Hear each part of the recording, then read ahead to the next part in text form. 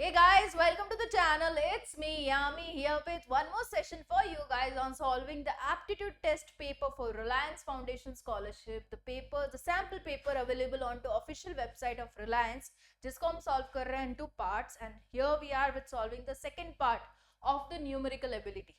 Yes, the numerical ability questions are bit tricky, requires calculation, but हाँ scoring है, बिल्कुल से आप उसमें भी score कर पाओगे. 20 questions पूछे जाएंगे, आपको 20 marks ले सकते हो आप लोग with correct solving of the numerical questions.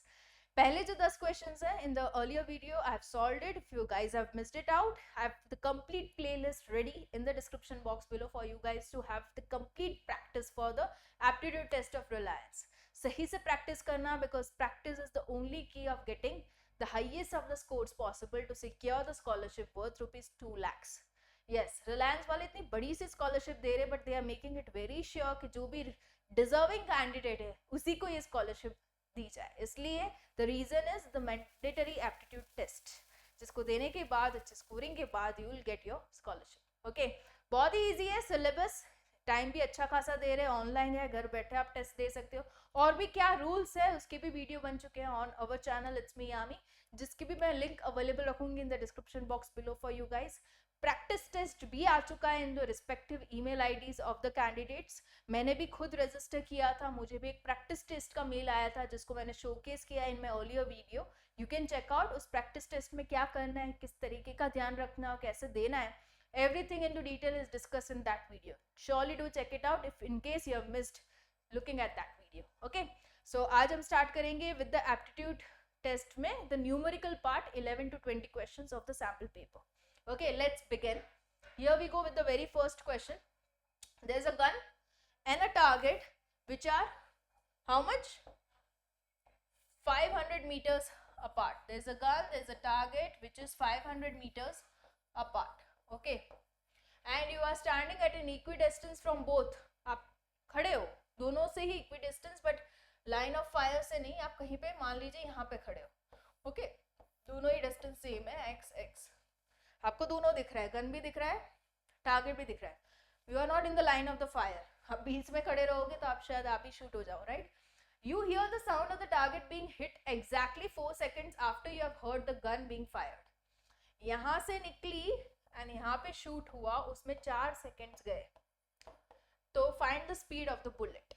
Very simple, the distance is given, this is given, time is given. Can you find the speed? Absolutely, it will go 500 by 4, that is distance by time. Metre और second में ही हम रख रहे हैं, right? If you just cancel this off, this is 1, this is 2 and 105. okay, got it? That is 125 meter per second. Got it? Clear? Simple questions. So option A goes here, right. Next to the question is, if a 12 men take 15 days to cover a piece of a work, okay, how many days will 6 men take to do the same kind of work? Okay, तो मान लीजिए the total work. Always in this work type question ना, assume the total work is x. Okay, x assume करने के बाद 12 man को 15 दिन लगेंगे. मतलब अगर हमें एक दिन का काम एक इंसान से कितना हो सकता है वो फाइंड करना है, तो हम क्या करेंगे? In just 1 day you want to find, तो x by 15 हो जाएगा, पर डे इतना काम होगा. एंड एक ही इंसान से कितना होगा? by 1 man. उसको भी अगर इस वाले को भी अगर आप 12 से डिवाइड करो, would be the thing done by 1 person in 1 day. Okay, ये इक्वेशन हमें क्या मिल गया? एक इंसान एक दिन में कितना काम कर सकता है वो. अभी वो लोग कह रहे हैं अगर 6 लोग हैं और सेम काइंड ऑफ वर्क करना है, तो ये था पर डे पर पर्सन का. अगर मैं इंटू 6 कर दूं तो ये हो जाएगा पर डे 6 लोगों से. ओके, पर डे 6 लोगों से हो गया. तो पर डे 6 लोगों से इतना काम होगा, तो हमें क्या फाइंड करना है कि इतना काम होगा तो x काम कितने दिनों में होगा. Okay, so how many days it will require to finish. तो दिस हो रहा है एक दिन में, तो हमें जानना है कि x काम, पूरा x काम कितने दिन में होगा. This into this divide by this, right? This into this divide by this, तो x x हट जाएगा, बाकी कैंसिलेशन ही करना है. राइट। तो किस तरीके से लिखेंगे हम इसको, अगर पहले ही मैं सिंप्लीफाई कर लूँ तो 6 2 मतलब ये x/30 हो गया, तो x डिवाइड बाय x/30, क्या आंसर आ जाएगा 30 days। So always into this work वाले जो भी क्वेश्चंस हैं आएंगे, क्योंकि इसमें सैम्पल पेपर में भी काफी है, मतलब वर्क वाला एक आधा क्वेश्चन तो you can absolutely expect it to come. तो वर्क वाले क्वेश्चन में हमेशा ऐसा ये करना, जो भी टोटल वर्क है उसको x अज्यूम कर लो, जो भी डेटा दिया उसमें से जानो कि पर डे पर पर्सन कितना काम हो रहा है, फिर उसको मल्टीप्लाई करो जितने लोग का आपको फाइंड करना है उससे, fine, and ultimately x cancel हो जाएगा जो कि टोटल वर्क है, आपको वैल्यू मिल जाएगी। Okay, this is the trick to solve. अभी 10 men can paint a room in 3 hours. Okay, how many hours would 5 men take paint a room if the work is done at the same speed? Okay, so यहाँ पे देखो again same फंडा निकालना है अपने को, total work हम assume कर लेते हैं, यहाँ पे x है, अज्यूम कर रहे हैं x है। ओके, सो ये जो हो रहा है 3 घंटे में हो रहा है, तो 1 घंटे में कितना होगा, x/3 हो जाएगा। 3 घंटे में हो रहा है तो x/3 इंटू 1 आवर, एंड एक इंसान से अगर फाइंड करना है, एक ही इंसान से 1 घंटे में कितना हो रहा है, तो x/3/10, 3 इंटू 10, राइट। ये क्या आ गया वैल्यू, एक ही घंटे में एक ही इंसान से कितना काम हो रहा है। Okay, that is this value. अभी ये पूछ क्या रहे हैं, 5 men अगर एक साथ ही काम कर रहे हैं, ओके 5 लोग एक साथ ही काम कर रहे हैं, तो कितना टाइम लगेगा। Got it. So you just need to see कि इतना सा काम वो 1 घंटे में करेगा, 5 लोग, तो पूरा काम कितने टाइम में करेगा is the question. Okay, so further if you want to simplify this will go 2, तो this will be x/6, so x divide by x/6, x cancel and the answer will come out to be 6, मतलब कि 6 घंटे लगेंगे अगर 5 इंसान वो काम कर रहे हैं तो। क्लियर, ये चीज बनाना आ गया ना, फिर तो any question you have you can solve. Per day पर पर्सन कितना काम हो रहा है, या तो पर आवर पर पर्सन कितना काम हो रहा है, ठीक है। ये चीज अगर आ गया, फिर जो क्वेश्चन आपको पूछा गया है उससे मल्टीप्लाई करो and get your answer, simple as that. Next, a man spend 7,000 and saves 12,500 of his income each month. What is his monthly income?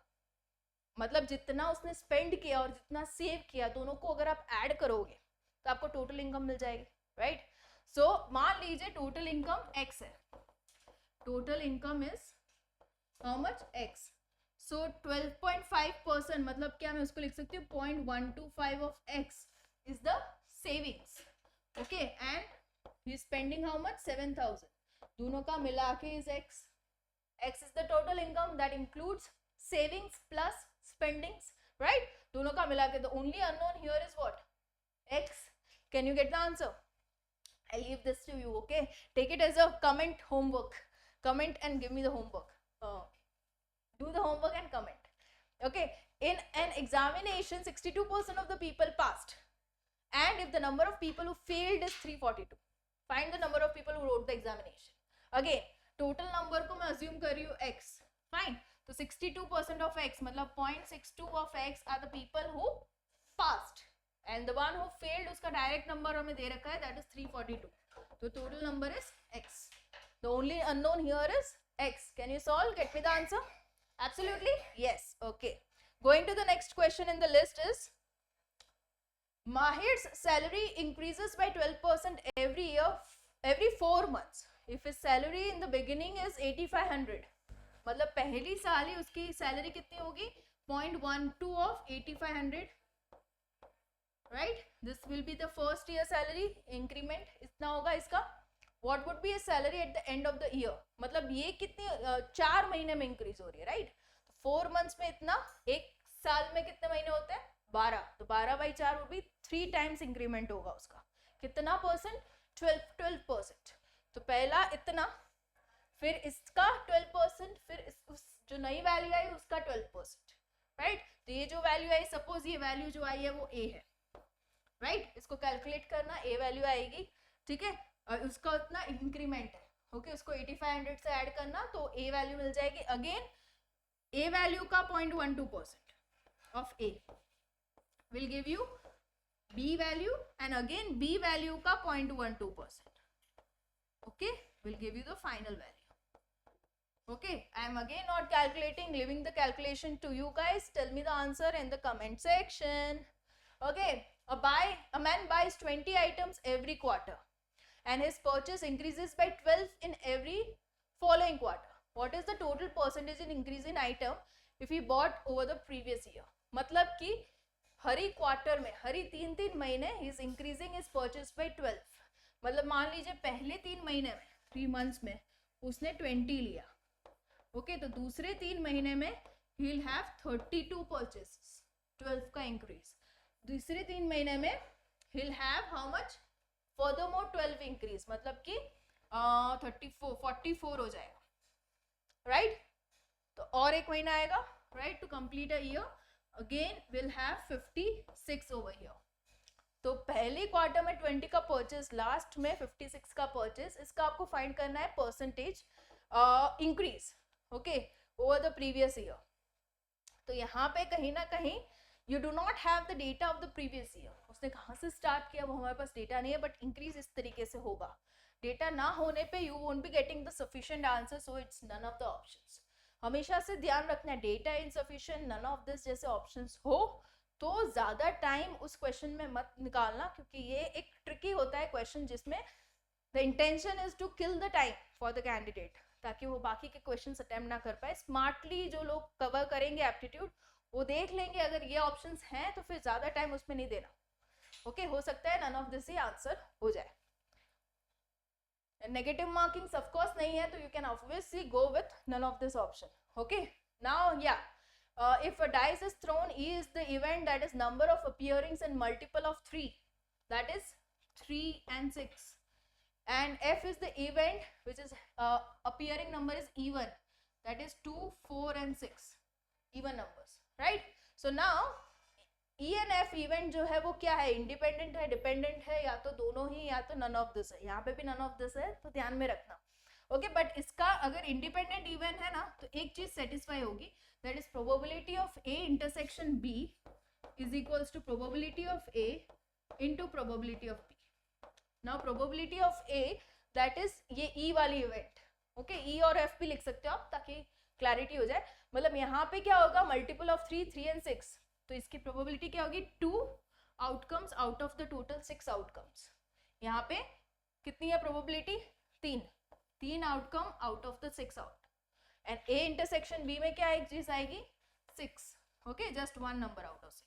ये सेटिस्फाई हो रहा है, बिल्कुल ही हो रहा है, right? So it's an independent event. Got it? ये equation अगर सेटिस्फाई हो रहा है तो इट्स एन इंडिपेंडेंट इवेंट. ये प्रोबेबिलिटी निकालना भी आना चाहिए. प्रोबेबिलिटी ऑफ A मतलब the probability of event E, जहां पे बात हो रही मल्टीपल ऑफ 3 की. कौन से हैं, 3 और 6. टोटल आउटकम्स कितने हैं, 6. डाइस में कितने होते हैं, 1 2 3 4 5 6. उसमें से 2 आए, वो probability of E event that is A, right? That is 2/6 and here 3/6. इस तरीके से फाइंड करना रहेगा.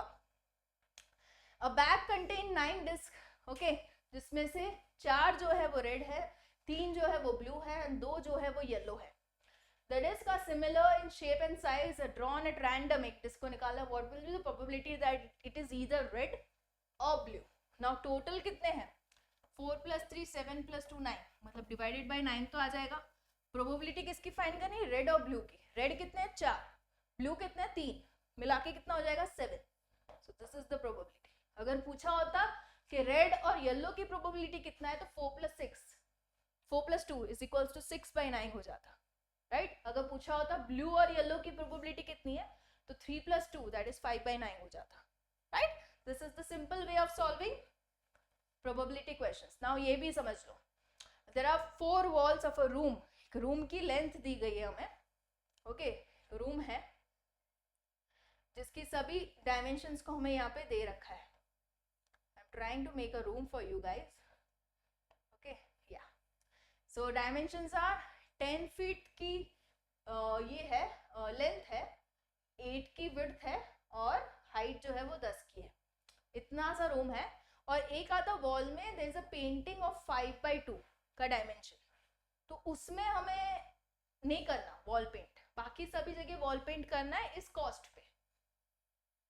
तो क्या रहेगा पेंटिंग का कॉस्ट, ओके तो टोटल जो एरिया पे हमें पेंट करना है उसका आप एडिशन निकाल दो एंड उसमें से ये 5 इंटू 2 10 फीट स्क्वायर को माइनस कर दो तो आपको टोटल एरिया मिल जाएगा, उसको 20 से मल्टीप्लाई कर दो, you will get your answer. Okay तो एरिया कैसे निकालना, तो ये जो वॉल है ये 10 बाई 10 की रहेगी, 10th की ये लेंथ एंड 10th की हाइट। ओके सो इस तरीके की सामने की वॉल भी 10 बाई 10 की रहेगी, राइट। सो 10 बाई 10 10 बाई 10 हो जाएगा 200। ओके 100 प्लस 100 200 प्लस ये जो दो वॉल है वो 8 बाई 10 की रहेगी, हाइट 8, उसकी जो विड्थ है वो 8, तो 80 प्लस 80 160 मिला के 360 फीट स्क्वायर आ जाएगा। उसमें से अपने को 10 निकाल देना है क्योंकि वहां पे पेंटिंग है, तो ये 350 फीट स्क्वायर आ जाएगा, राइट। सो इतना जो एरिया है वो पेंट करना है एट अ कॉस्ट ऑफ 20 पर स्क्वायर फुट। सो इंटू 20 कर दो, कितना आ जाएगा 7000। सिंपल। ओके इसमें एक बात कंफ्यूजन की ये रहती है कि कौन से वॉल पे पेंटिंग है, कौन सी वॉल की डायमेंशन में 20 निकाला है, टोटली कर दो उसमें से 20 निकाल दो, मतलब 10 निकाल दो, 5 इंटू 2 10 निकाल दो, राइट।